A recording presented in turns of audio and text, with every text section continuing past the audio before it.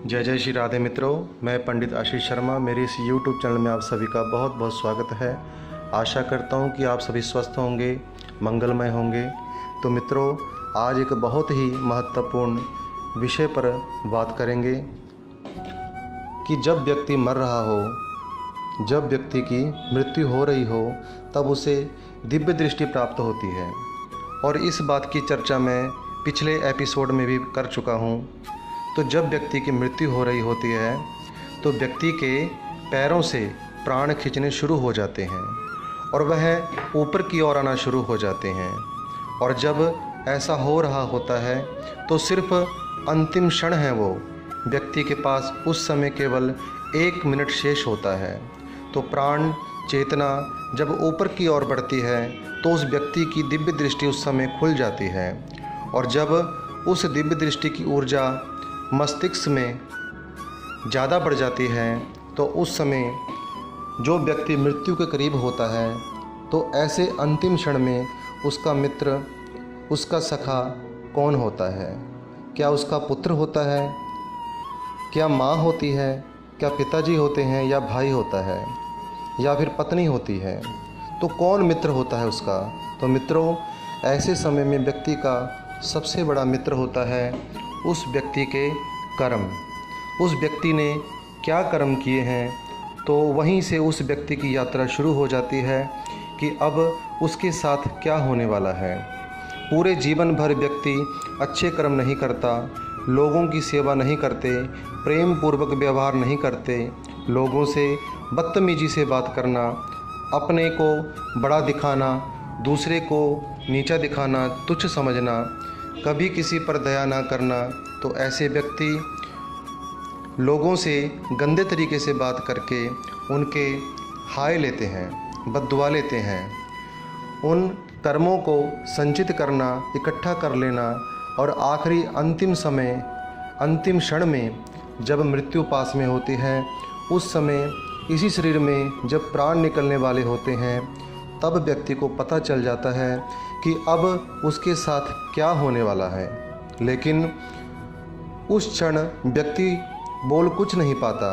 उस समय व्यक्ति की दिव्य दृष्टि खुल जाती है और उस व्यक्ति ने अपने जीवन में जो भी कुछ किया होता है, पाप किया हो, पुण्य किया हो, वह सब पूरी घटना केवल 1 मिनट में व्यक्ति को दिखाई देती है। जैसे हम किसी वीडियो को फॉरवर्ड करते हैं, ऐसे ही तेज़ गति से व्यक्ति को उस 1 मिनट में सब कुछ दिख जाता है। अपनी पूरी जीवन के पाप और पुण्य सब दिख जाते हैं। लेकिन व्यक्ति को ऐसा प्रतीत होता है जैसे सब कुछ धीरे धीरे चल रहा है, लेकिन वास्तव में ये सब 1 मिनट में, अंतिम समय में सारे किए कर्म व्यक्ति के आगे आ जाते हैं। क्योंकि व्यक्ति जाने वाला होता है और दिव्य दृष्टि खुल चुकी होती है और 1 मिनट में सब कुछ दिख जाता है। अब जब व्यक्ति अपने गलत कार्य को देखता है तो डर जाता है और फिर अच्छे काम देखकर सुकून महसूस होता है, शांति प्रतीत होती है, शांति मिलती है। लेकिन इस 1 मिनट में पूरा जीवन चक्र व्यक्ति के सामने आ जाता है। लेकिन यह सब व्यक्ति उस समय किसी को बता नहीं पाता। कई बार तो व्यक्ति के मुंह से राम भी नहीं निकल पाता। घर वाले मुंह में गंगा जल डालते हैं और कहते हैं कहो राम राम राम, पर वो राम भी मुंह से नहीं निकल पाता। क्योंकि जन्म जन्म मुनि जतन कराही, पर अंत राम कहीं आवत नाही। तो अंत में राम भी नहीं बोल पाता व्यक्ति।